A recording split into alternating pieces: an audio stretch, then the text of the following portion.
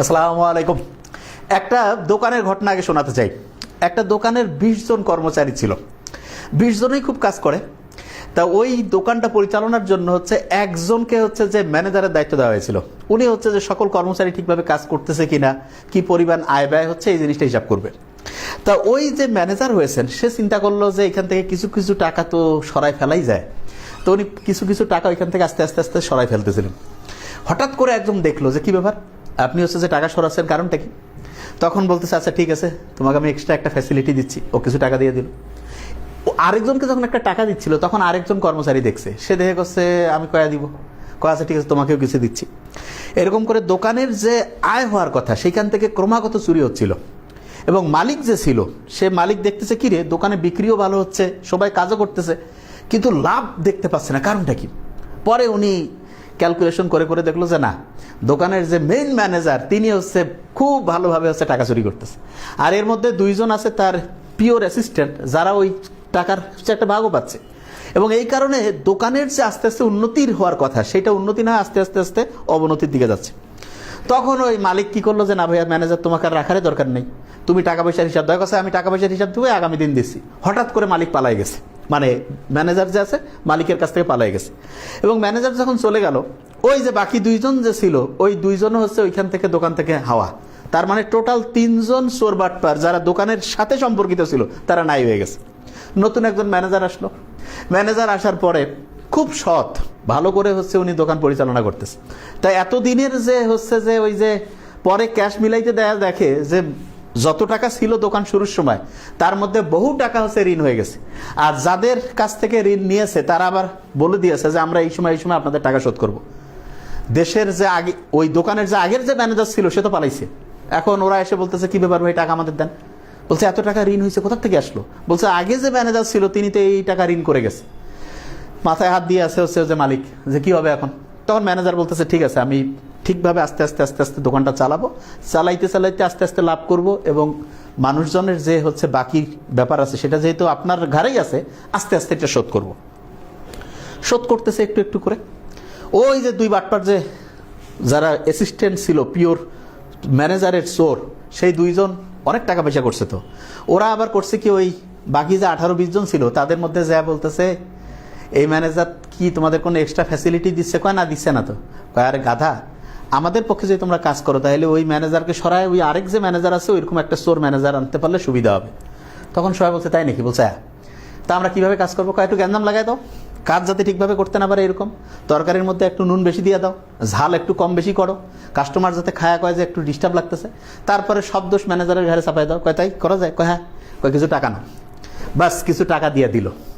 টাকা দেওয়ার পরে ওই 17-18 জন যে ছিল, তারা অন্য আরও 3-4 জনকে ভাড়া করছে, যে এই ম্যানেজারের দিয়ে তো আমাদের কোনো লাভ হচ্ছে না, এ তো যা বেতন যেইভাবে কাজ করা সেইটাই করতেছে, বরং আমরা এমন একটা বুদ্ধি করি, এমনভাবে দোকানটা এখন খোসর মোসর করবো, যাতে নতুন আরেকজন ম্যানেজার আসে।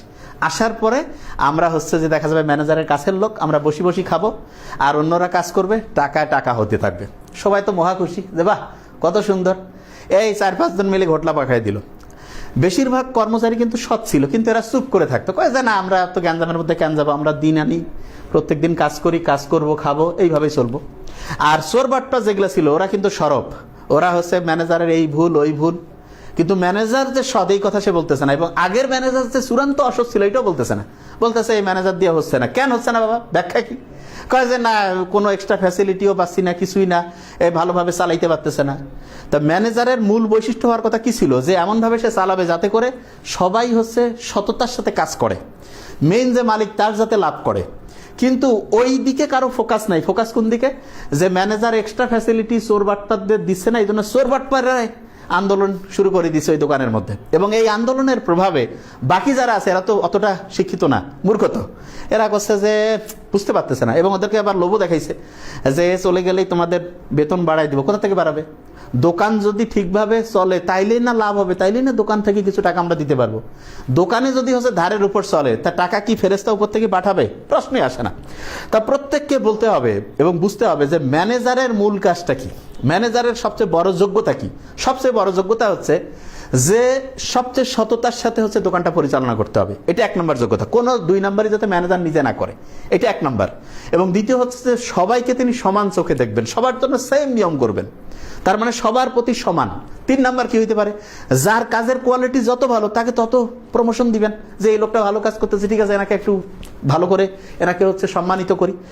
এই কাজটা যদি ম্যানেজার করেন তাহলে একটা জায়গায় করাপশন বন্ধ হবে, একটা জায়গার কাজের পরিবেশ বাড়বে, যারা ভালোভাবে মন দিয়ে কাজ করতে চায় তারা কি করবে, আরো বেশি পরিমাণ কাজ করবে, উৎসাহিত হবে। কিন্তু এই প্রক্রিয়ায় একটা সমস্যা আছে। সমস্যা কি, প্রত্যেক জায়গায় কিছু চোর বাটপার থাকে, প্রত্যেক দোকানে আছে, প্রত্যেক বাড়িতে আছে, প্রত্যেক পরিবারে আছে, এরকম সমাজ থেকে শুরু করে সব জায়গাতে থাকে। এই চোর বাটপার গুলো চেষ্টাই করে, সবসময় চেষ্টা থাকে কাজ না করে, কোনো কায়দা কানুন করে একটা পার্টির, মানে ওটা কি কয়, একটা হচ্ছে যে ওটাকে বলা যেতে পারে কালেকটিভ 2 নাম্বারই গ্রুপ তৈরি করে, যে ভালো কাজ করতেছে তাকে ডিস্টার্ব দেওয়া। এবং এক্ষেত্রে যেটা হয় সেটা হচ্ছে যে আমরা যারা ভালো তুলনামূলক যারা কাজের মধ্যে দিয়ে জীবনকে পরিচালনা করতে চাই, তারা দেখা যায় চুপচাপ থাকে, যে না ঠিক আছে আমরা তো ভাই ভালো মানুষ, আমরা চুপচাপই থাকবো। এই নিরপেক্ষতা, এই যে চুপ করে থাকা, আমরা নিরপেক্ষ এবং চুপ করে থাকি, এটা খুব খারাপ। অন্যায় দেখলে এটার প্রতিবাদ করতে হবে। এইটা যদি আমরা প্রত্যেকেই করি তাহলে যারা খারাপ কিছু করে তারা কিন্তু একবারে চূড়ান্ত খারাপ হয় না, আস্তে আস্তে চূড়ান্ত খারাপ হয়, একদিনে হঠাৎ করে হয় না। প্রথমে একটু খারাপ কিছু করে সবাই চুপচাপ আসি, আর একটু খারাপ করে চুপচাপ আসি, আর একটু খারাপ করে, খারাপের পরিমাণ আস্তে আস্তে আস্তে আস্তে ক্রমাগত বাড়তে থাকে। এই জন্য আমরা যারা হচ্ছে যে ভালো মানুষ, বেশিরভাগ লোক ভালো, বিলিপি 80% লোক, 90% লোক ভালো ভালো, কিন্তু সমস্যা হচ্ছে 80-90% লোক হচ্ছে ইউনাইটেড না। 18%-90% লোক কথা কয় না, এরা চুপচাপ, এরা এত ভালো যে অন্যায় দেখো কোনো প্রতিবাদ করে না, যে ঠিক আছে আমরা তো ভাই ভালো আছি। এবং খেয়াল রাখতে হবে যে এই অন্যায় যে করে, সে অন্যায় করার সাহসটা তখনই পায় যখন ভালো মানুষটা চুপ করে থাকে। এবং এই চুপ করে থাকা এটা ভয়ঙ্কর খারাপ দিক, বলতে হবে। উমর রাদিয়াল্লাহু তাআলা আনহু যখন হচ্ছে যে খুতবা দিচ্ছিল, তখন কি হচ্ছিল, উমর রাদিয়াল্লাহু তাআলা আনহু তখন হচ্ছে একজন বলতেছে যে আপনার এই যে জামার যে কাপড়টা এটা বড় হইল কেমনে। তার মানে কি, প্রত্যেকের ইনকাম অনুযায়ী তার যেই পোশাক আশাক, তার যে লাইফস্টাইল থাকার কথা, সেইটার যদি খসর মসর হয় তাহলে এই টাকার উৎস কি সেটা জানতে হবে। আমাদের দেশের যারা ম্যানেজার, এই ম্যানেজারদের কি টাকার উৎস আমরা হিসাব করি, যে সে টাকাটা ইনকাম করছে কিভাবে, সে কি চুরি বাটপারি করে করলো, অন্যকে ঠকায় করলো, না কিভাবে করলো। এই জিনিসটা যতক্ষণ আমরা ফোকাস করবো না ততদিন পর্যন্ত দোকানটা ভালো চলবে না। আলটিমেটলি দোকান দেখা যাবে যে ঋণ করতে করতে একসময় দোকান দেউলিয়া হয়ে যাবে। তো এই দেউলিয়া থেকে যদি আমরা নিজেদের বাঁচাতে চাই তাহলে আমাদের বুঝতে হবে যে একজন রাষ্ট্রের যারা সরকার পরিচালনায় থাকেন তাদের মূল কাজটা কি। এবং সংবিধান বলে একটা বই আছে, যেটা হচ্ছে রাষ্ট্রটা কিভাবে পরিচালিত হবে সেটা বুঝতে পারা। খুব দুঃখের সাথে বলছি, বেশিরভাগ ক্ষেত্রে সংবিধানের যে কিভাবে চলবে সেটা যেই অনুযায়ী বলছে সেই কথাগুলো আমাদের জনগণ বুঝে না। এবং অনেককে মনে করে যে এটা এত কঠিন জিনিস, মাথায় ঢুকবে না, মোটেই না। প্রত্যেকেই খুব সহজ করে বুঝতে পারেন সংবিধান আসলে কি, একটা রাষ্ট্র কিভাবে চলবে সেইটার হচ্ছে কয়েকটা মূলনীতি মনে করেন এক জায়গায় লেখা আছে, সহজ করে যদি বলি। এখন এইখানে প্রথম যে কথাটা আছে, প্রথম সবচাইতে 1 নম্বরে, সেটা হচ্ছে যে সবার কাজের জবাবদিহিতা থাকবে। তার মানে একদম রাষ্ট্রের যে প্রধানও হবে তারও কথার জবাবদিহিতা থাকবে, যে তিনি কয় টাকা ইনকাম করতেছেন, তিনি কয় টাকা খরচ করতেছেন, তিনি লোনের টাকা নিয়ে শোধ করছেন কিনা, অন্যের টাকা, অন্যের জমি 2 নাম্বারি করে হচ্ছে যে লুটে নিছেন কিনা, ব্যাংক দখল করছেন কিনা, নতুন করে ব্যাংকের মালিক হয়েছেন কিনা, এত জমি ছিল হঠাৎ করে জমি বাড়লো কেমনে, কোন কোন ব্যবসায় তিনি হচ্ছে মিউচুয়াল ইন্টারেস্ট নিয়েছেন, এগুলো সবগুলো জিনিস প্রথমেই জবাবদিহির মধ্যে আনতে হবে। এবং জবাবদিহিতে আনতে হবে যারা ক্ষমতায় থাকবে। যেই লোকটার কোনো ক্ষমতা নেই ওর ফির কি জবাবদিহি, ও তো কোনো ক্ষমতায় নয়, করবে কি, সবচাইতে জবাবদিহিতার মধ্যে আনতে হবে। উমর রাদিয়াল্লাহু তাআলা আনহু যখন ছিল ওনার কিন্তু জবাবদিহিতার মধ্যে আনা হয়েছে। তাহলে আমরা এখন যারা রাষ্ট্রের পরিচালনায় আছে, এমনকি যেই পার্টিতে যারা থাকবে প্রত্যেককে জবাবদিহির মধ্যে আনতে হবে। কি এমন আলাউদ্দিনের চেরাগ পাওয়া গেল যে হঠাৎ করে হচ্ছে একদম বছরের পর বছর কোনো টাকা নাই, হঠাৎ করে টাকা বাড়া শুরু হইলো, চুরি বাটপারি। এই চুরি বাটপারিগুলো কোথায় হয় সেটা আমরা খুব দ্রুত আবিষ্কার করে ফেলতে পারি। এবং এগুলো বোঝার জন্য প্রত্যেক মানুষকে এটা বলতে হবে যে দেখেন, আপনারা যারা রাজনীতি করেন, রাজনীতি প্রত্যেক লোককেই করতে হবে। এবং আমরা নির্বাচন করব যে সবচেয়ে ভালো লোক যিনি সৎ, ওই লোকটা যাতে আমাদের পরিচালনা করেন। আর এই যে গোটাল যে দোকানের কথাটা বলছি, এরকম গোটাল দেশটা একটা দোকানের মতো। শুনতে অবাক লাগে যে ভাইয়া কি করছেন, হ্যাঁ সত্যি কথাই বলছি। এই দেশের সবগুলো লোক বিভিন্ন সেক্টরে কাজ করে এবং আমরা বিদেশ থেকে টাকা আসে, আবার আমাদের কিছু জিনিস হচ্ছে বিদেশে যায়, ঠিক না? ওই যে যারা বাইরে কাজ করতে তারা টাকা দেয়, রেমিটেন্স পাঠায়, আমরা আবার জিনিস দেয়, ওইখান থেকে টাকা আসে। এই প্লাস মাইনাস করে করে আমাদের টাকা কিছু যদি থাকে আস্তে আস্তে উন্নতি হইতে থাকে। আর যদি দেখা যায় ঋণের পরিমাণে বাড়তেছে, টাকা খালি ক্রমাগত চুরি হচ্ছে, বিদেশে পাচার হচ্ছে, তাহলে আস্তে আস্তে গোটাল দেশের যে ভিতরের যে কাঠামো সেটা ধ্বংস হয়ে যায়। ওই যে রক্তের মধ্যে যদি ক্যান্সার ঢুকে, রক্ত তৈরির ক্ষমতা যদি নষ্ট হয়ে যায়, তাহলে একটা লোক ভিতর থেকে আস্তে আস্তে আস্তে আস্তে ধ্বংসের দিকে যাইতে থাকে না, একটা দেশে এরকম ধ্বংসের দিকে যাইতে থাকে। এই জিনিসটা খুব ভালো করে মাথায় রাখতে হবে। এবং এখানে একটা জিনিস বুঝতে হবে, আলী রাদিয়াল্লাহু তাআলা আনহুর ওই কথাটা খেয়াল আছে তো, তোমার যে বন্ধু তার বন্ধু তোমার বন্ধু, মানে আমার যদি কেউ বন্ধু হয় তার বন্ধু আমার বন্ধু, আমার যে শত্রু তার যে বন্ধু সে আবার আমার শত্রু। এই জিনিসটা বুঝতে হবে। তাহলে দেখতে হবে এখানে আমাদের বাংলাদেশের উন্নতি কারা চায়, এই জিনিসটা বুঝতে পারাটা খুব ইম্পর্টেন্ট। বাংলাদেশের উন্নতি কে চাবে, জনগণের উন্নতি কখন হবে, এই জিনিসটা মানে বুঝার সহজ বুদ্ধি হচ্ছে, এই দেশে সবচেয়ে গুরুত্বপূর্ণ একটা বিষয় হচ্ছে সৎভাবে লিডার তৈরি করা। অনেস্ট লিডার কখন তৈরি হবে, যখন তিনি নিজে হচ্ছে চুরি করবে না, তখনই তিনি অনেস্ট হবেন। তার নিজে চুরি করতেছেন, চুরি করে এসে ধরেন যে 1 কোটি টাকা চুরি করছে, করে হচ্ছে 30 লাখ টাকা পাঞ্জাবি, তারপরে হচ্ছে ওইটাকে কি বলে যে হচ্ছে ভাগ করে দিল, দান খয়রাত করলো, ওই দান খয়রাতের কোনো লাভ আছে? 1 কোটি টাকায় তো সে মানুষের কাছ থেকে লুটি খেয়েছে। তা আমরা এত মূর্খ, ও এত টাকা দিছে ভাই, যে লিডার সে টাকা দিবে কেন? তাকে আমরা টাকা দিব যে ভাই তুমি দেশটা ভালো করে পরিচালনা করো।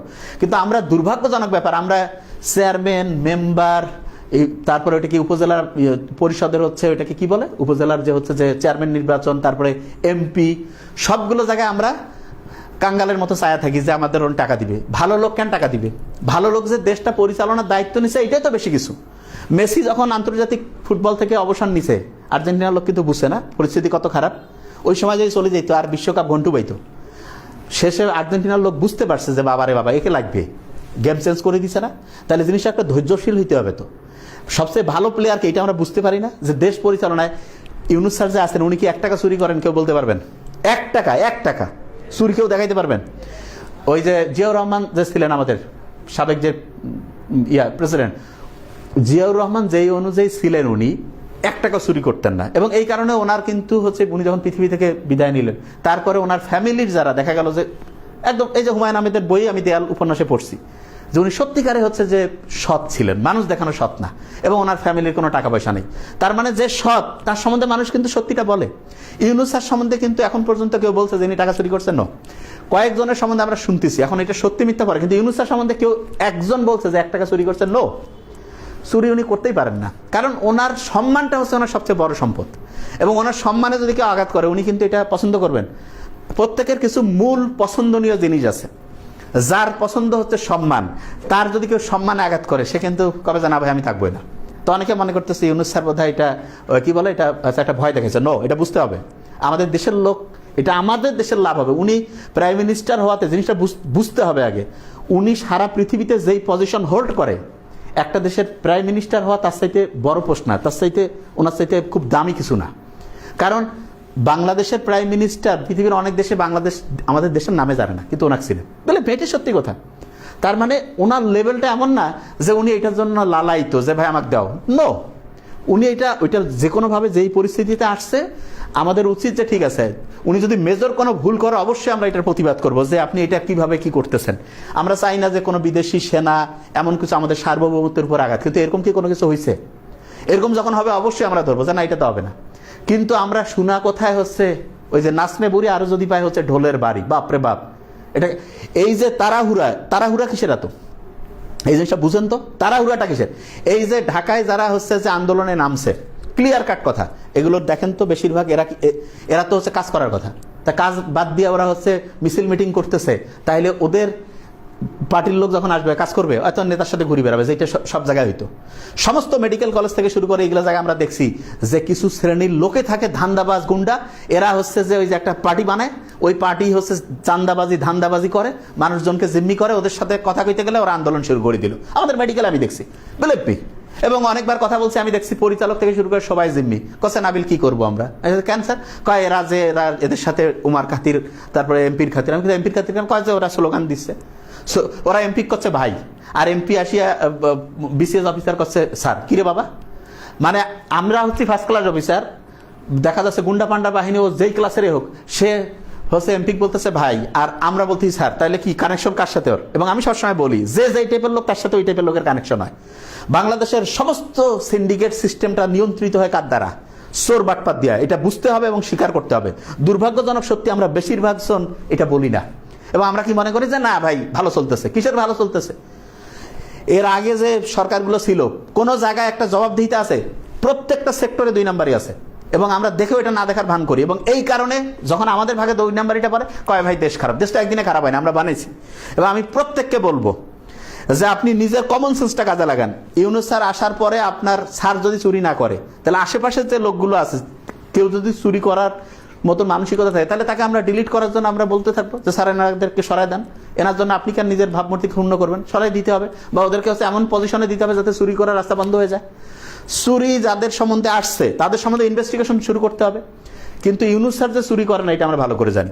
অনেকেই যে জায়গাটায় বড় ভুল করতেছি আমরা, দেখেন এই স্যার আছেন দেখে যারা রিয়েল আমাদের দুশ্মন, কে দুশ্মন সেটা আমি বলি না, কিন্তু কেউ না কেউ তো আছে যারা রিয়েল আমাদের হচ্ছে খারাপ চায়।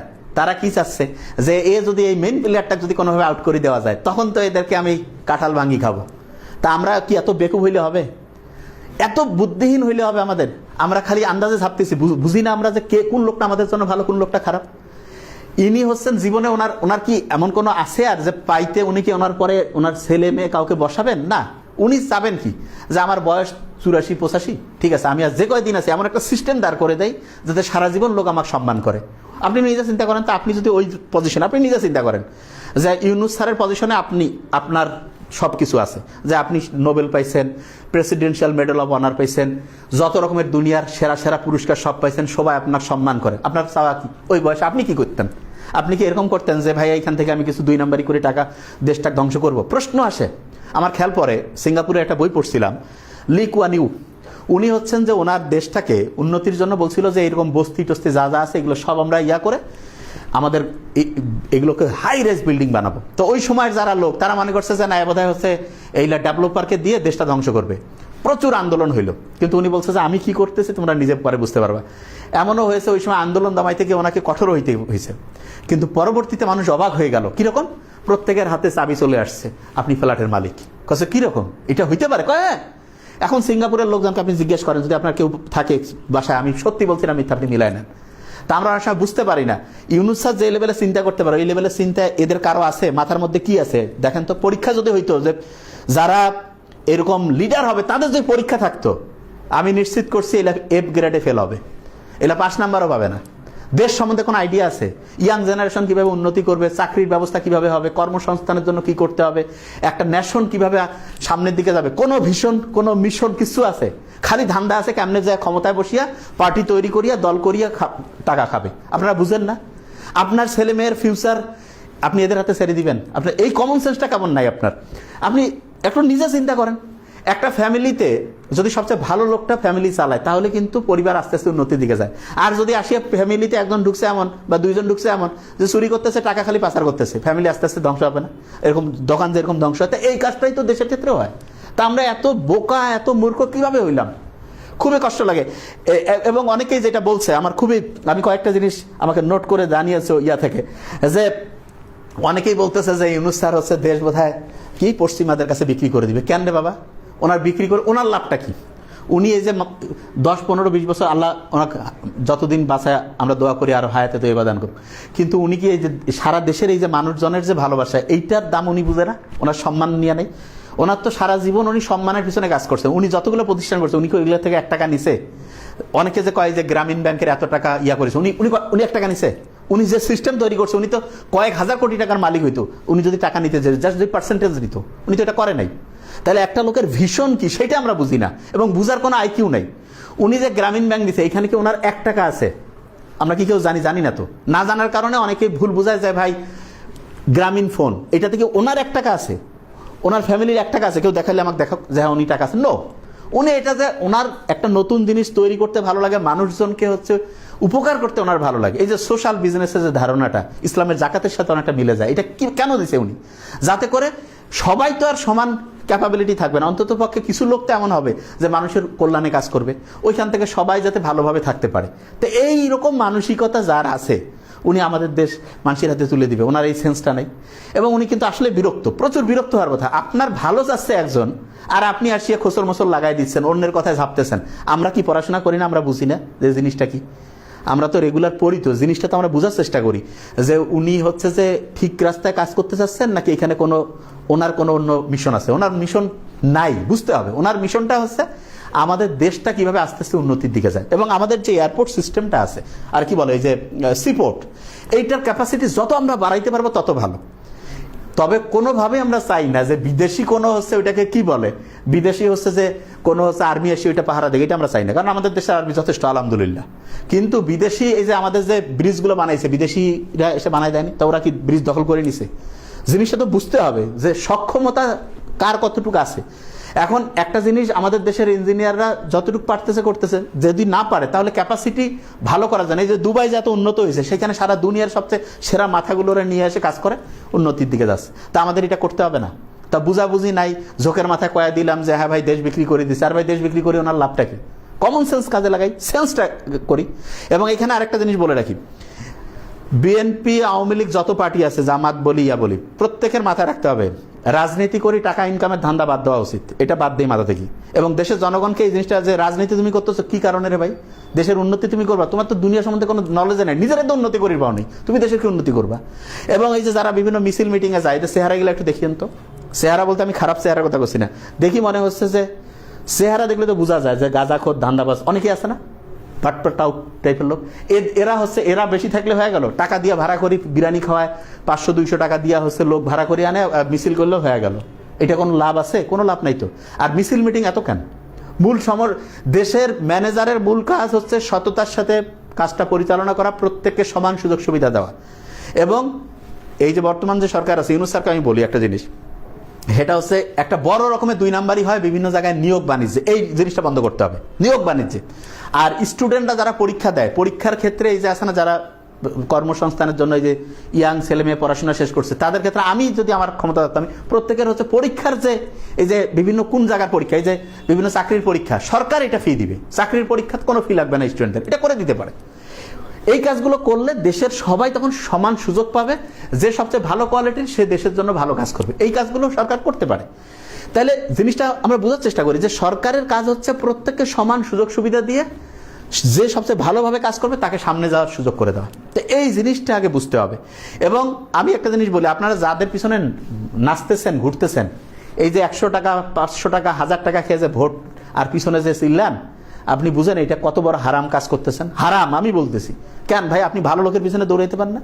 টাকা খায় দৌড়ান কেন? এত ফ্যাসিলিটি বুঝেন না তো সিস্টেম। দেশের একটা মানুষের নাগরিক, এই গোটা দেশটার মালিক কিন্তু আমরা জনগণ, আর যারা দেশ পরিচালনা করে তারা হচ্ছে আমাদের প্রতিনিধি।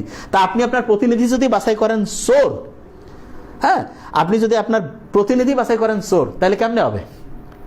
প্রতিনিধি আপনার বাছাই করতে হবে সৎ লোক। সৎ লোক আপনি বাছাই করেন। আমার কথা হলো যে ইউনূস স্যারের চাইতে সৎ যদি কেউ থাকে, ইউনূস স্যারের চাইতে যদি হচ্ছে যে দেখা যাচ্ছে যে যোগ্যতা বেশি, ইউনূস স্যারের চাইতে হচ্ছে তার ভীষণ ভালো, এরকম লোক আপনি বের করেন, আমরাই সাপোর্ট দিব তাকে, যে হ্যাঁ একটু ভালো লাগতেছে একে, আমরা যে এই দল থেকে আসতেছে, ওকে ফাইন, ও কোনো ভীষণ মিশন নাই, ভোট ব্যাংক আছে, আমি হয়ে গেলাম। এই জিনিসটা থেকে বের হইতে হবে। আর সংবিধানের কথা বলছেন, সংবিধান জিনিসটা আমি বলি, সংবিধানের ধারাগুলো পড়ছেন তো ঠিকভাবে না? এখানে একটা খুব সুন্দর একটা জিনিস আছে, বাক স্বাধীনতা। তারপরে হচ্ছে যে এটা কি বলে, সভা সমাবেশের স্বাধীনতা। তারপরে হচ্ছে পেশার স্বাধীনতা, ধর্মীয় স্বাধীনতা, এরকম বিভিন্ন স্বাধীনতা আছে। সংবাদপত্রের স্বাধীনতা। তো এতদিন যখন হাসিনা গভর্নমেন্ট ছিল, এই স্বাধীনতা যে একটাও ছিল না, তখন তো কোনো কথা বললেন না, মিষ্টি মিষ্টি কথা আসিয়া বলতেছেন হ্যাঁ আপনি খুব ভালো চালাচ্ছেন, খুব সুন্দর। এই ফালতু মার্কা কাজ যারা চুপ করে থাকেন তাও ভালো। যেই সময় অন্যায়ের প্রতিবাদ করার কথা সেই সময় না করে ওই সময় হচ্ছে তেল মারতেন, আর এখন হচ্ছে যে ইনি কোনো চুরি বাটপারি করতেছেন, এখন আপনি হচ্ছে এদিক ওদিক মিলায় কথা বলেন, আপনারা এটা ঠিক না।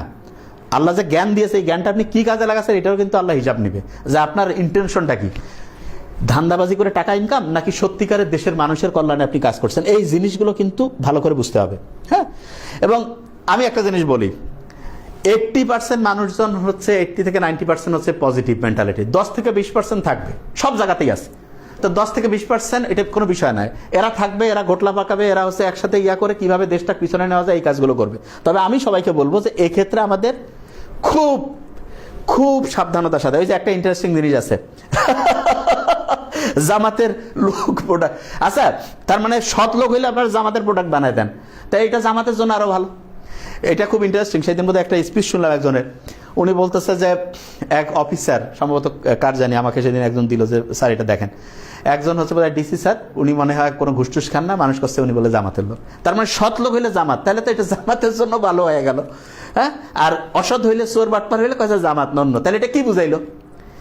আমরা হচ্ছে সত্যি কথা বলি, আমরা কোনো পার্টির অন্ধ সমর্থক না, প্রশ্নই আসে না। কেউ যদি প্রমাণ করতে পারে করুক, জীবনে না। কারণ কোনো পার্টি থেকে আমাদের এক পয়সা সুবিধাও নেওয়ার দরকার নেই, অসুবিধাও নেওয়ার দরকার নেই। আমরা যেটা সত্যি কথা, আমাদের দেশের সমস্যা হচ্ছে আমরা সত্যিটা চিন্তা করতে পারি।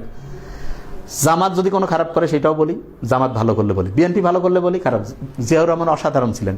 জিয়াউর রহমান যদি এখন থাকতেন, এলা বেশিরভাগ এনার নেতা কর্মী এলে বরখাস্ত হয়ে যেত। চুরি বাটপারি করে উনি কি এটা পছন্দ করতেন? উনি নিজে তো চুরি করেন না, এই জিনিসটা আমরা বুঝি না। হ্যাঁ, আমরা একজনকে লেবেল লাগাই দিয়েছে না, এইটা খারাপ কাজ, এটা ঠিক না। দুনিয়ার সবাই চোর বাটপার হবে না, সবাই ওই নিজের স্বার্থের জন্যই করে না, কেউ কেউ আছে অন্য। আমাদের আলহামদুলিল্লাহ অনেক কিছু আল্লাহ দিয়েছে, আমরা নিজে পরিশ্রম করতে আমাদের ভালো লাগে। আমাদের হচ্ছে বহু কাজ আছে, আমাদের হচ্ছে যে ওই যে একটা পার্টি, আমাদের যদি কেউ আসি একটা মিনিস্টার টাইম নেই, কারণ আমাদের বহুত নিজের কাজ আছে। কিন্তু আমরা বিশ্বাস করি যে আল্লাহ যেটা আমাদের মেধা দিয়েছে, সেই মেধাটা থেকে সত্যি জিনিসটা মানুষকে জানানো উচিত, এবং সেই কাজটা আমরা করি। এই জিনিসটা ভালো করে বুঝতে হবে। এবং সব লোক, এই যে যারা আগস্টে জীবন দিছে, তারা কি এই জন্য জীবন দিছিল যে জীবন দিলাম এরপরে পুরস্কার পাবো বা আন্দোলনে আসছি? এরা অন্যায়ের প্রতিবাদ করছে, এইটা সবচেয়ে অসাধারণ কাজ। এইটা যদি আমরা সবাই এই প্রথম থেকে করি, যারা এই যে এরকম বিভিন্ন এই যে বিভিন্ন আন্দোলনের নামে, কিসের জন্য আন্দোলন? একটা ইলেকশন হয়েছে, চুরি বাটপার ইলেকশন, সেই ইলেকশনে যিনি সেকেন্ড ক্যান্ডিডেট, দ্বিতীয় অবস্থান, তিনি করছে যে আমি মেয়র হবো। এটা কি ঠিক? আপনি কমন সেন্সে কাজে লাগান। মানে একটা পরীক্ষা হয়েছিল, পরীক্ষার রেজাল্ট দিছে 2 নাম্বারই করে। এখন আমরা বলে দিয়েছি যে, এবং যে সেকেন্ড হয়েছে সেও বলতেছে রেজাল্ট 2 নাম্বারই হয়েছে। ও আল্লাহ, কিছুদিন পরে 1 নাম্বার যে সে পালাইছে, এখন 2 নাম্বার আসি করছে, ভাই আমাকে হচ্ছে নিয়োগ দাও। এটা কেমন কথা? কমন সেন্স তো থাকতে হবে, এই সেন্সটা আমাদের নাই। আপনি নিজে চিন্তা করেন, আপনি নিজে কইলেন যে ওই পরীক্ষাটা 2 নাম্বারই করে হয়েছে, যে 2 নাম্বার হয়েছে, এখন সে নিজে বলতেছে যে 1 নাম্বার ছিল, সেই পরীক্ষার সিস্টেমটাই 2 নাম্বার। এখন সে আবার নিজে করছে যে ও যেহেতু পালাইছে আমাকে ডান নিয়োগ। তাই এটা কি হইতে পারে? এই কমন সেন্সটা আমরা কাজে লাগাব না। এবং আমার কথা হচ্ছে, আমরা দেশের ক্ষমতায় যাওয়ার জন্য এত উদ্গ্রীব কেন? আমাদের তো করা উচিত এটা যে ভাই, সবচেয়ে ভালো লোকের হাতে যদি দেশ থাকে, এটা তো আমরা নিরাপদ থাকবো। অবশ্যই আমরা ভোটিং সিস্টেম, ইলেকশন, এটা আসবে, প্রত্যেকটা জিনিসের টাইম আছে। আমরা বারবার বলছি, এত একটা অসঙ্গতিপূর্ণ অবস্থা সারা দেশে এখন আছে। সমস্ত ইলেকশন কমিশন থেকে শুরু করে ইউনো, তারপর হচ্ছে ডিসি, এসপি, ওসি, এই যে পদগুলোতে আছে, কয়েকটা লেয়ারে তো হচ্ছে মানে সৎ অসৎ মিক্সচার আছে। এখানে আমরা চাই যে অনেস্টির সাথে যে কাজ করবে সেই রকম লোকজনকে নিয়ে আসা, তাহলে তো দেশটা একদম অসাধারণ কিছু হয়ে যায়। তাহলে এই কাজটা যদি আমরা করে ফেলি, তাহলে তো হয়ে যায়। এবং অভিভাবক থেকে শুরু করে যতজন আছেন, আমি বলবো যে দেখেন, আপনার যে ভোট, এটা কিন্তু আপনার আমানত। আমানত এটা আপনি টাকার বিনিময়ে বা ওই ধান্দাবাজি করে খারাপ লোককে দিলেন, আমানতের খেয়ানত করেন, মুনাফিক, আমানতের খেয়ানত। এবং এইটা এত বড় খেয়ানত, আপনি এমন একটা লোককে দিলেন যেই লোকটা পরে টেন্ডারবাজি করে, চাঁদাবাজি করে। আচ্ছা, আমি সেদিন বলতেছিলাম যে যারা এরকম এই যে বিভিন্ন দলের মধ্যে লিডার, এরা কি এমন দেশের কর্মসংস্থান করতেছে? কয় যে স্যার এরা তো কর্মসংস্থান করছে। কিরকম? কয় যে স্যার মরে মরে চাঁদা উঠার ব্যবস্থা করছে। তাই নাকি? কয় হ্যাঁ। তাহলে কয় যে ব্যবসারও সুযোগ করে দিছে, গাজার ব্যবসা, ফ্যান্সি ডিলের ব্যবসা। তারপরে হচ্ছে যে কোথাও একটা মারামারি লাগলো, যে মীমাংসা করে যে দুর্বল তার কাছ থেকে টাকা নিচ্ছে, যে সবল তার আবার কিছু টাকা কম দিয়েছে, এরকম করে ওলট পালট করে চলতেছে। এটা কি তাহলে গাজার ব্যবসাও কি ব্যবসা? ফ্যান্সি ডিলের ব্যবসা এটা হইতে পারে? তা এই যে যারা, আপনি দেখেন তো, আপনার গ্রাম থেকে শুরু করে নাকি আপনারা আশেপাশে দেখেন, যেই লোকটা পলিটিক্সের সাথে জড়িত আছে, ভালো লোক কয়টা? এখন পলিটিক্সটা এমন জায়গায় এরা নিয়ে গেছে, বলতেছে ভালো লোক ফিরে আবার পলিটিক্স করবে কেন? কেন বাবা, সবচেয়ে ভালো লোকের তো পলিটিক্স আসার কথা ছিল। যেই লোকটা নিজে সফল, যেই লোকটা নিজে সৎ, যেই লোকটার অসাধারণ ভিশন আছে, তারই তো পলিটিক্স আসার কথা। এবং আমাদের উচিত সেই লোকটা সাপোর্ট করা। এই কাজটা যদি আমরা করতে পারি, তাহলে দেশের সামনের দিকে যাবে। এই জিনিসটা যদি আমরা না করতে পারি, তাহলে ভয়ঙ্কর খারাপ। আর এনসিপির জন্য কয়েকটা সতর্কতা বলি। এনসিপি, ন্যাশনাল সিটিজেন পার্টি, দেখেন আপনারা যারা এনসিপিতে আছেন, আমি একটা জিনিস ক্লিয়ার করি, আগে যে পার্টিগুলো ছিল তারা যেই স্টাইলে চলতো, আপনাদের স্টাইল যদি ওইটা হয়, তাহলে খেয়াল রাখবেন 2টা জিনিস আগে খারাপ ছিল, বা 3টা জিনিস, 4টা জিনিস আগে খারাপ ছিল, নতুন একটা জিনিস ওইটার মতোই খারাপ, তাহলে মানুষ কিন্তু আগেরটাতেই থাকবে। ভালো করে বোঝার চেষ্টা করেন।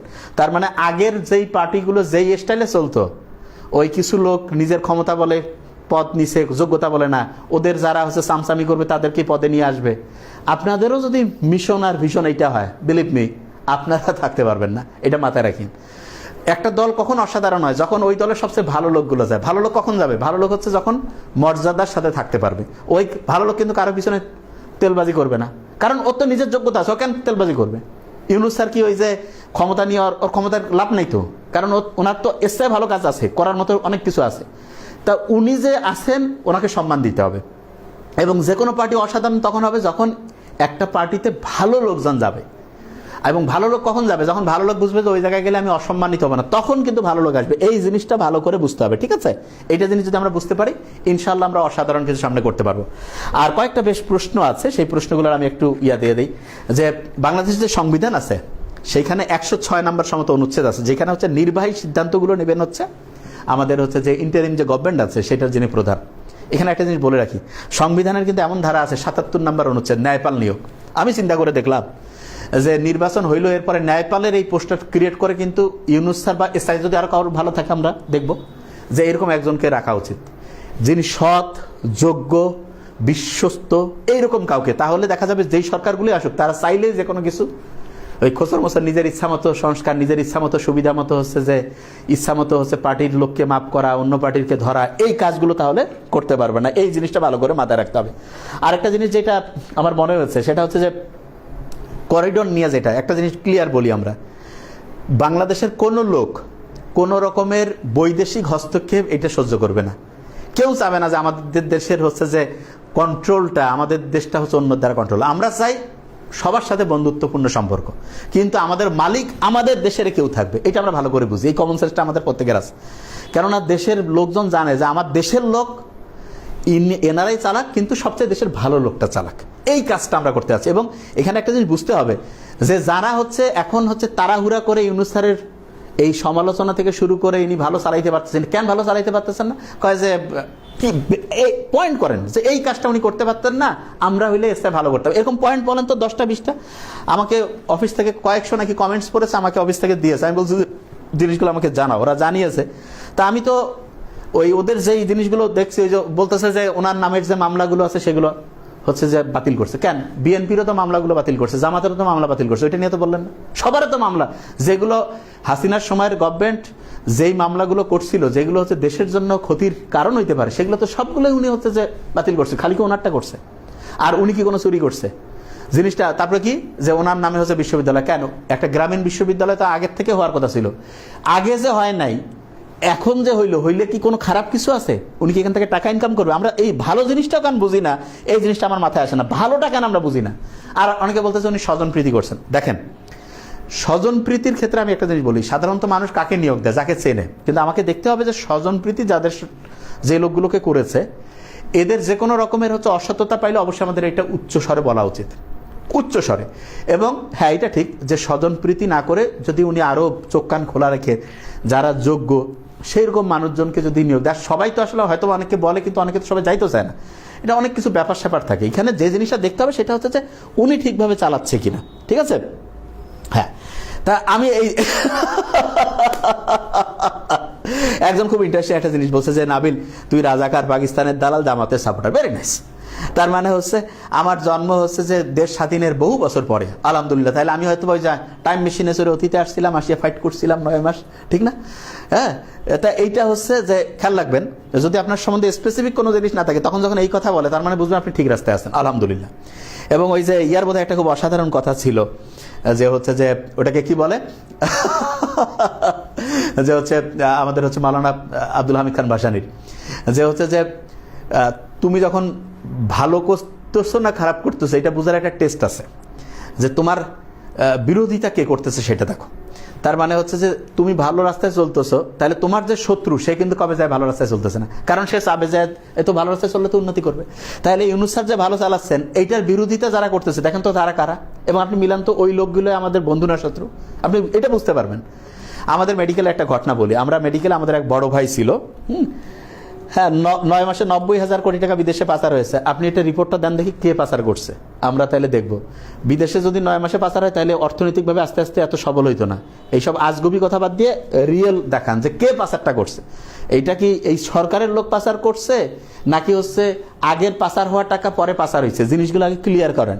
আপনারা দেন আমাদের ইয়াতে, তাহলে আমরা হ্যাঁ তা যে জিনিসটাই বলতেছিলাম খুব ইন্টারেস্টিং। তা আমাদের মেডিকেল একজন ভাই ছিল, তাকে আমরা একবার জিজ্ঞেস করলাম যে ভাই এই জায়গায় এই জিনিসটা শেখা উচিত কিনা।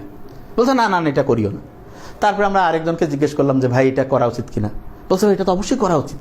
বললাম ভাই ওনাকে যে বললাম, উনি তো এটা 2বার করছে। তখন আমরা করতাম কি, আমরা তখন হিসাব করলাম যে ভাই এবার একটা বুদ্ধি পেয়েছি। কি বুদ্ধি? তখন আমরা ওই ভাই বললাম যে ভাই তাহলে উনি নিজে 2বার একটা জিনিস করছে, আবার আমাদেরকে বলতেছে এটা করা যাবে না, কারণটা কি? বলছে ওই মানুষ ভালো চায় না। তখন আমরা সবাই যেটা করলাম যে ওই বড় ভাইয়ের নাম বলছি না, মেডিকেলের এক বড় ভাই, যে কোনো সিদ্ধান্ত নেওয়ার ক্ষেত্রে আমরা যদি একটু হেজিটেশনের মধ্যে থাকতাম তখন ওনার কাছে আমরা যাইতাম, যে বলতাম যে ভাই এটা কি করা উচিত। উনি খুব চিন্তা ভাবনা করে একটা বলতো যে এটা করা উচিত। উনি যেটা বলতো আমরা তার উল্টাটা করতাম, কারণ আমরা বুঝে গেছি উনি আমাদের ভালো চায় না। ওনার বিপরীত কথাটা যে আমরা ফলো করি আমাদের ভালো হবে, এই বুদ্ধিটা মাথায় রাখতে হবে। এবং ঠিক আছে, হ্যাঁ কারেন্ট অসাধারণভাবে ঠিক হয়েছে আলহামদুলিল্লাহ, ঠিক না? প্রত্যেকটা জিনিসেই এই আচ্ছা এই যে পথে ঘাটে যে এই যে সাদাবাজি চলতেছে, এটা কি ইউনূস স্যারের লোক করতেছে? তা যারা করতেছে আপনারা ধরেন না কেন? আমি সেদিন রাস্তা দিয়ে যাচ্ছিলাম পাগলা পীরের কাছে, আমি পুলিশে ফোন দিলাম, দেওয়ার পরে বলতেছে স্যার আমরা লোক পাঠাচ্ছি। আমি বলছি যে আপনারা, আমি দেখতেছি একবার যাইতে আপনারা দেখেন না পাশে পুলিশ, ধরেন না কেন এগুলা?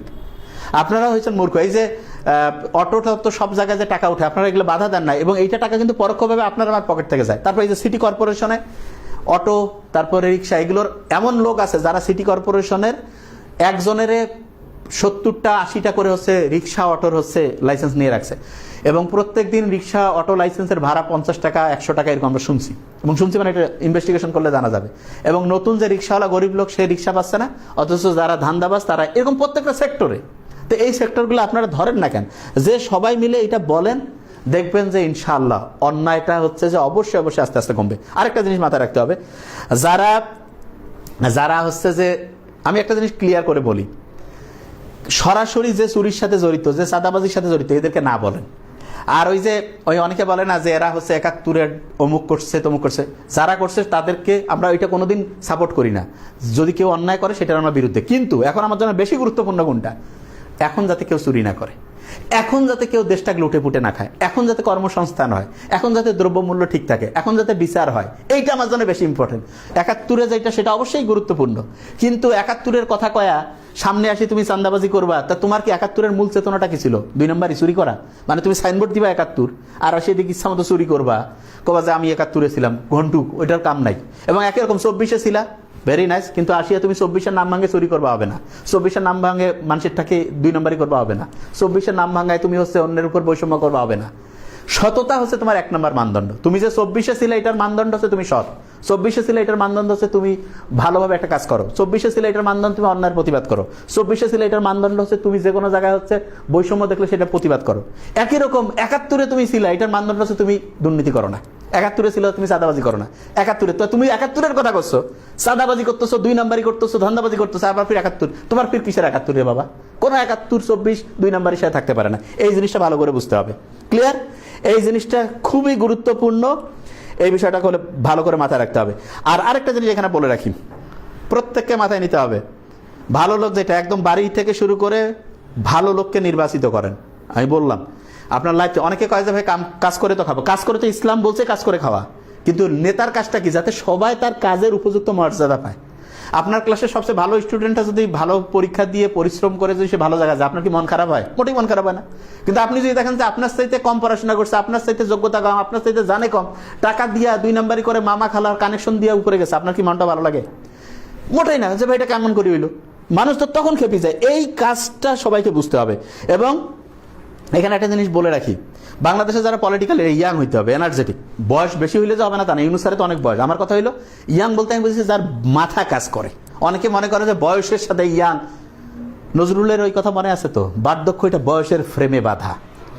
মনের দিক থেকে, চিন্তার দিক থেকে, উদ্যমের দিক থেকে কে কতটা উন্নত, এখানে বয়স ফ্যাক্ট না। ফ্যাক্ট হচ্ছে যে তার মধ্যে গতিশীলতা আছে কিনা, তার মধ্যে কাজের ওই দক্ষতা আছে কিনা, সৃজনশীলতা আছে কিনা, এই জিনিসটা ক্লিয়ার করতে হবে। ঠিক আছে? তাই এই জিনিসটা যদি আমরা করতে পারি, এবং স্টেশন থেকে শুরু করে অনেক জায়গায় যে চাঁদাবাজি করতেছে, দেখেন এরা কাদের লোক। ওইখানে যে আপনি জিজ্ঞেস করেন যে ভাই আপনি কার লোক, দেখবেন যে কারো নাম বলবে, ওই ওই পার্টিটা কার। তাদের সাথে কথা বলেন যে ভাই আপনারা যে দেশ পরিবর্তন করতে আসছেন, আপনাদের নামে যে চাঁদাবাজি করতেছে, ও আমাদের লোক কর্মসংস্থান করছে, তাহলে কেমনে হবে?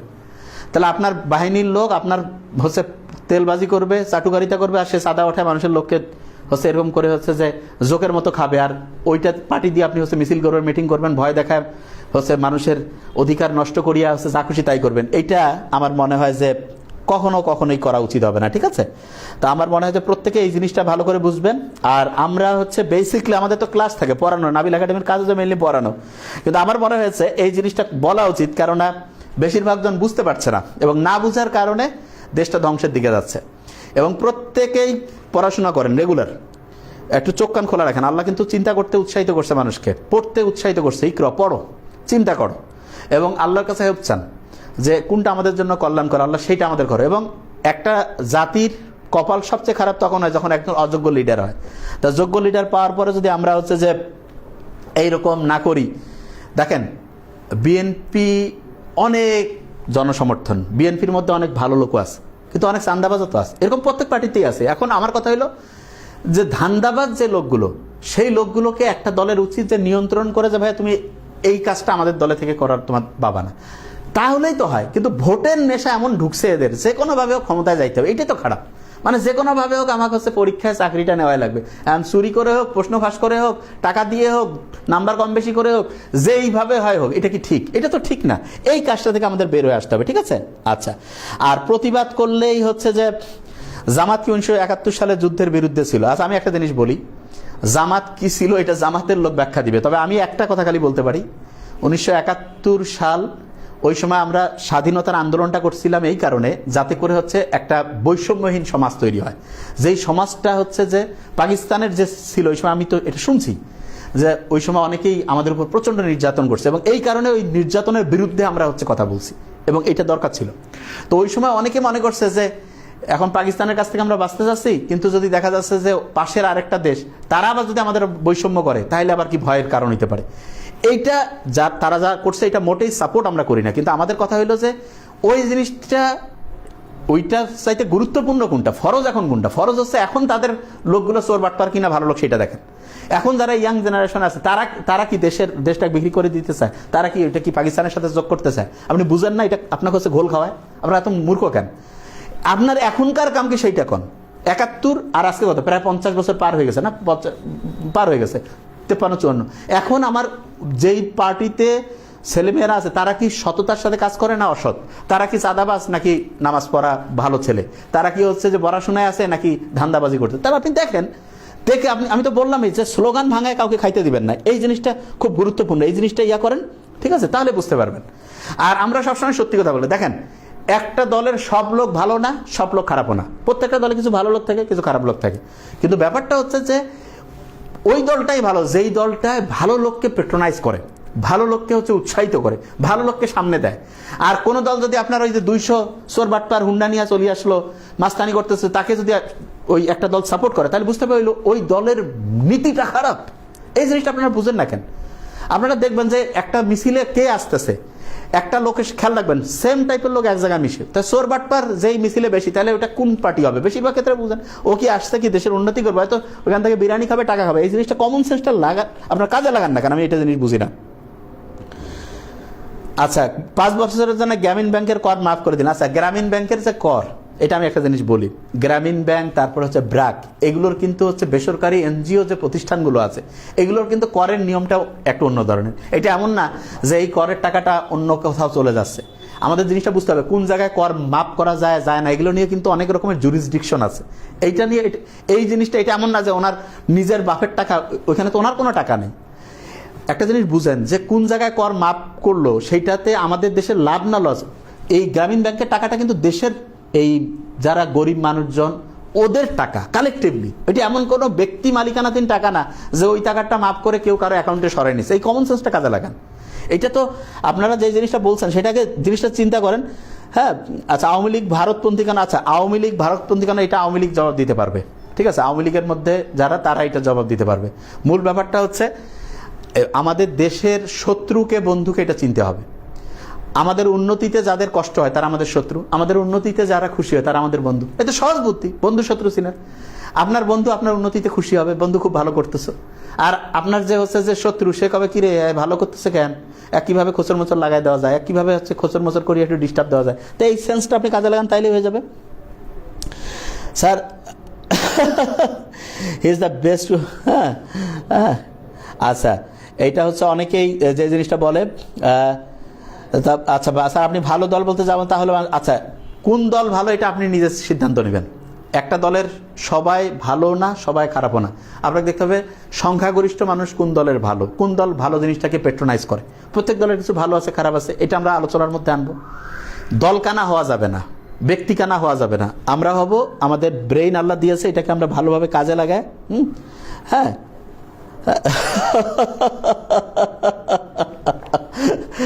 আমি জিনিসটা একটা জিনিস আগে বলি। হ্যাঁ, এই যে পাগলা পীরে এখনো অটো ফুটতি 20 টাকা চাঁদা দিতে হয়। তাহলে আপনারা এই যে দেখলেন এখনো নাকি, আমি কয়েকদিন আগে ঢাকা থেকে আসতেছিলাম, তখন হচ্ছে যে এই দেখলাম, আমি ফোন দিয়েছি, তার মানে এখনো চাঁদা দিতে। আপনারা তাইলে এই যে যারা পাগলা পীরবাসী রংপুরের যারা এদিক দিয়ে যাতায়াত করেন, তারা পুলিশে দৈনিক ফোন লাগান 999 নাম্বারে, যে কি ব্যাপার টাকা উঠেছে। আপনারা বলেন না তো, আপনি চিন্তা করেন 20 টাকা দিলে, এই 20 টাকা করে করে তো একটা বড় মাফিয়া তন্ত্র তৈরি হয়। এটা বন্ধ করে দেন, এটা বলেন না কেন আপনাদের। আমরা বলছি না যে এই জিনিসগুলো ক্রমাগত বলতে হবে, যেখানেই এই যে মেডিকেলে গেলে হচ্ছে টাকা নেয়, ভিডিও করেন, সাথে সাথে পাঠান। একটা এরকম কিছু করতে হবে তো, অন্যায়ের বিরুদ্ধে কথা কইতে হবে তো, তা নাহলে তো এই খারাপ লোকগুলো আস্তে আস্তে আস্তে আস্তে শক্তি তৈরি করে এমন শক্তিশালী হবে, ওরা এমপি বানাবে, মন্ত্রী বানাবে, ওদের লোকজনকে ওরা বসায় ইচ্ছা মতো 2 নাম্বারই করবে। এই জিনিসটা একটা চিন্তা করেন, তাহলে ইনশাল্লাহ বুঝতে পারবেন। ঠিক আছে, গণভোটের ব্যাপারটা পরের কথা। আমাদের কথা হলো আমরা চাই খুব ভালোভাবে একটা দেশ চলুক, এবং এই জন্য সবচেয়ে সৎ লোক দেশটা চালাক। আর প্রত্যেককে বলবো মাথা ঠান্ডা রাখি, এবং কথা যে বলতে পারছেন এই জিনিসটাকে চিন্তা করেন। এর আগে কি ছিলেন? আল্লাহ কিন্তু আগে মান্না সালোয়া পাঠাইতো না ফিরি, তারপর মানুষ কি হলো যে রান্না করি খাবো। এখন তো দেখছেন তো দ্রব্যমূল্যের কি অবস্থা। তো এই জন্য আল্লাহ যেই সুবিধাটা আমাদের দিয়েছে এই জিনিসটা, এবং বাংলাদেশ উন্নত হোক এটা অনেকেই চায় না। তা আমরা নিজের দেশের ভালো তো নিজেরা চাবো, এই কাজটা যাতে অন্যরা করতে না পারে এই জিনিসটা খুব ভালো করে করতে হবে। এবং আমি আবার আরেকটা কথা বলি, ইউনূস স্যার হচ্ছে তার গোটাল জীবনের, ওনার জীবনের গোটালটা উনি কাজ করছেন মানুষের উন্নতির জন্য। এটা বুঝতে হবে। একটা লোকের সঙ্গে আপনি যাই বলেন, একটা জিনিস খেয়াল রাখবেন যে পৃথিবীতে মুসলমান বহু লোক আছে না, তাইলে ওনার যে কোয়ালিটিটা, এইটা কিন্তু হচ্ছে যে উনি অর্জন করছেন। উনি কোনো বাপ দাদা চাচা কারো নাম ভাঙায় করেনি, নিজের কোয়ালিটি, পার্সোনাল কোয়ালিটি, পজিশনাল না পার্সোনাল, উনি নিজে পরিশ্রম করে আনছেন। তা এই উনি যে অর্জন করছেন, এই জন্য সম্মান করতে, এবং সম্মানিত লোককে সম্মান করলে ওই দেশে আরো উন্নতি হয়। যেই দেশে সম্মান গুণী লোক, সম্মানিত লোকের সম্মান থাকে না, ওই দেশে সম্মানিত লোক গুণী লোকের জন্ম হয় না। এটা বুঝতে হবে। যে চালাচ্ছে তাকে সম্মান করতে হবে আমাদের। তার সাথে কে ভালো করবে আপনারা দেন, আমাদের পেজে জানান, আমরা ওই লোককে নিয়ে কথা বলবো যে ইনি ওনার সাথে ভালো করবে, প্রমাণ করে আনেন, আমরা চালাবো।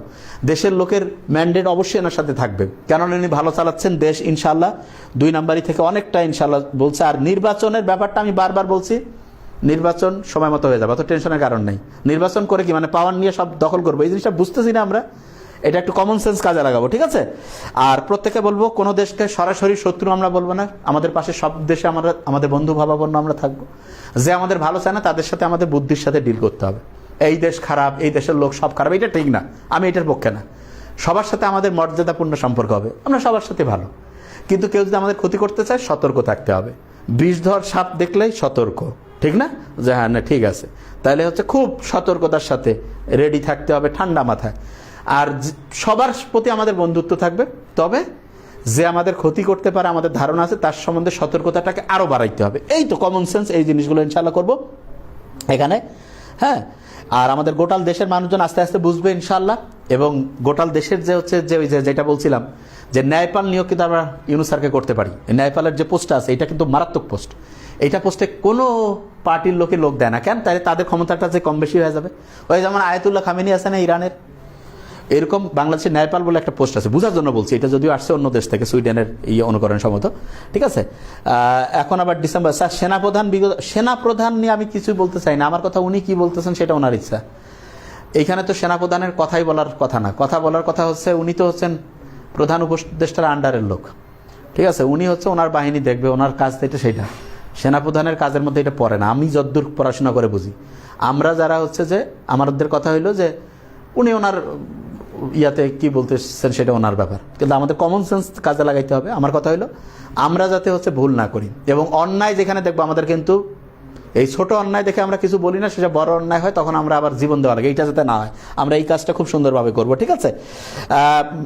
আমাদের কুষ্টিয়া মিরপুরে অটো, চান্দা, সিএনজি যারা উঠাচ্ছে সাথে সাথে, হ্যাঁ, আসিম নজরুল স্যার আমাদের জন্য কি কল্যাণকর, এইটা নিয়ে আসলে আমি মন্তব্য করতে পারবো না, কারণ এটা নিয়ে আমাদের যতক্ষণ একজনের সম্বন্ধে একেবারে হাতে নাতে প্রমাণ আমরা না পাই ততক্ষণ পর্যন্ত কাউকে আমরা খারাপ না বলে ভালো ধারণা রাখবো, সতর্ক থাকবো, ঠিক আছে? এইটা হচ্ছে ইসলামের নিয়ম। মানে ইসলাম বলছে যে আন্দাজে কারো সম্বন্ধে যে মিথ্যা অপবাদ এটা দেওয়া যাবে না। একজনের খারাপ একদম প্রুফ দেখাইতে হবে যে এইটা প্রুফ পাইছি, ওকে ফাইন, কিন্তু প্রুফ নাই আমরা আন্দাজে একজনকে খারাপ বলা, এটা আমার মনে হয় যে ঠিক না। হ্যাঁ, আর বিএনপির অনেকেই খুবই ভালো আছে, তবে যারা খারাপ লোকের সাথে সম্পর্ক রাখতেছে তাদের থেকে দূরে থাকা উচিত।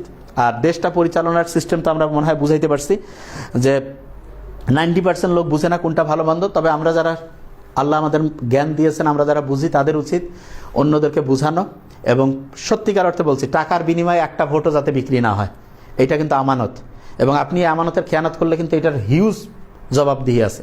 আপনি যাকে সবচেয়ে ভালো মনে করেন তাকে ভোট দেন, কিন্তু এইটা করিয়েন না যে আপনার কিছু সুবিধা করে দিবে, অন্য লোককে ঠকাবে, অন্য লোককে মারপিট করবে, ভয় দেখায় আপনি ভোট নিল, এরকম লোককে দিয়েন না, ভালো লোক দেখে দেন, তাহলে ইনশাআল্লাহ আমরা অনেক কিছু ভালো করতে পারবো।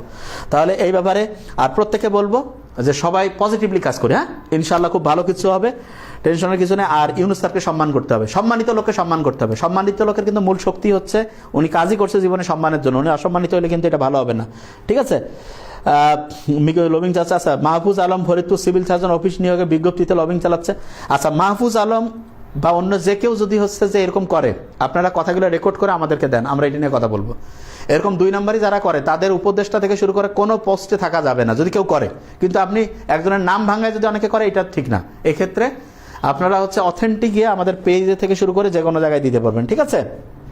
হ্যাঁ, ইসলামী দলগুলো এক হয়ে, হ্যাঁ, ইসলামী দলগুলো যদি এক হয়ে যায় তাহলে অবশ্যই, আচ্ছা আমি এখানে এক হবে কিনা সেটা তাদের ব্যাপার, আমাদের ব্যাপার হইলো সবচেয়ে ভালো লোক হচ্ছে দেশ পরিচালনা করবে। এখন সবচেয়ে ভালো লোককে সেটা আপনাদের খুঁজে বের করতে হবে, তাহলে যথেষ্ট হয়ে যাবে।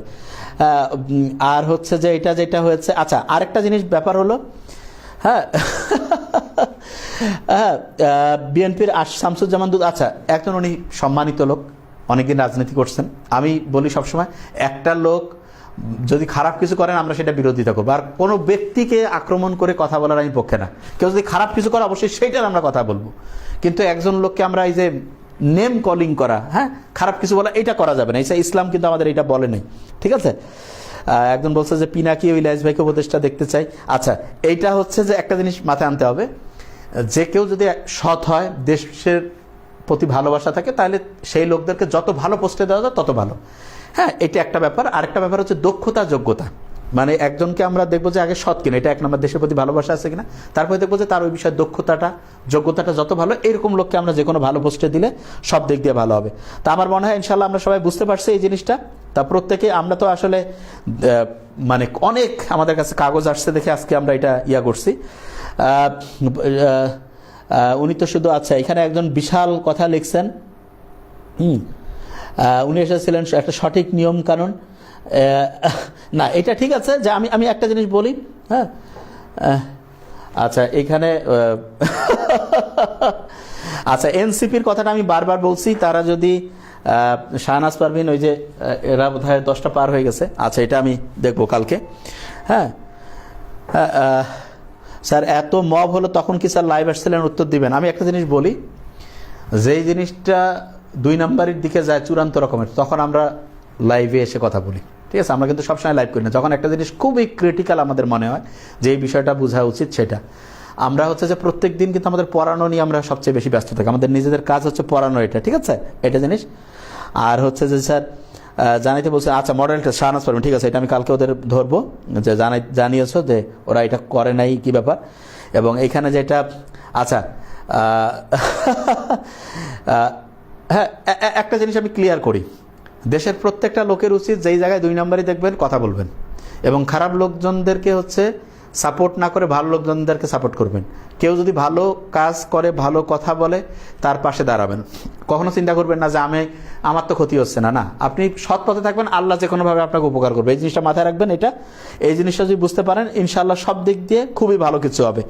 আর দেশে যারা এনসিপির যে লিডাররা, আমি তো বলেই দিয়েছি যে একজন যখন একটা পোস্টে যাবে, তার সততা বজায় রাখার জন্য তার নিজে কিছু করা উচিত। মানে একটা পলিটিক্স করে কেউ যদি শুধু খাইতে চায়, তার টাকাটা আসবে কোথা থেকে? এই জিনিসটা খুব ডেঞ্জারাস। একজন রাজনীতিতে তখনই যাওয়া উচিত যখন সে নিজে কিছু করতে পারে। কিন্তু সে যদি চিন্তা করে রাজনীতিতে আমি পোস্টে গেলাম, টেন্ডারবাজি, চাঁদাবাজি, এখান থেকে পার্সেন্টেজ নিয়ে চলবো, তাহলে দেশ উন্নতি হবে না। এই জিনিসটা ভালো করে বুঝতে হবে, ঠিক আছে? হ্যাঁ, আর সবচেয়ে গুরুত্বপূর্ণ যদি কোনো পয়েন্ট আসে, তখন আমরা সাধারণত আমরা এই ব্যাপারগুলো নিয়ে করি না স্যার। সমসাময়িক, আচ্ছা, দেশের কাঠামো কিন্তু হ্যাঁ, দেশের আস্তে আস্তে উন্নতি হচ্ছে। এটা দেখেন, আমি সবসময় যেটা বলি, আমার কাজ আমি পড়াতে সবচেয়ে বেশি পছন্দ করি। এইটা আমার সবচেয়ে চয়েস, ঠিক আছে? এইটা আমার কাজ, এইটা আমি সবচেয়ে বেশি পছন্দ করি। আরেকটা জিনিস যেটা আমি সবসময় বলি, সেটা যে আমাদের প্রত্যেকের যে কোনো অন্যায়ের বিরুদ্ধে কথা বলা উচিত, এই জিনিসটা করতে হবে। আর ইসলাম ভালো করে পড়েন, মানে কোরআন থেকে যে কোনো ধর্মের সৎ জিনিসটাকে সাপোর্ট করেন, অসৎ যে জিনিসটা আছে সেটা থেকে দূর হয়ে যান, তাহলে ইনশাআল্লাহ দেখবেন না। এই যে আচ্ছা, এই যে কোনো আজে বাজে কথা যারা বলে, তাদের ওইটাতে আমরা করি না। ইউনূস স্যার এত নমনীয় হওয়ার কারণ কি? ইউনূস স্যার নমনীয় হওয়ার কারণ ভদ্রলোক সবসময় নমনীয় হয়। উনি কারো উপরে চিন্তা করে যে পাওয়ার আছে দেখে আমি একজনকে মাস্তানি করে একটা ক্ষতি করবো, এটা না। আল্লাহ মানুষকে ক্ষমতা দেয় আর দেখে তার আমলটা কেমন হবে। উনি যে পাওয়ারটা আন্দাজে ব্যবহার করতে চান না, এটা ব্যাপার, অন্য আর কিছু না।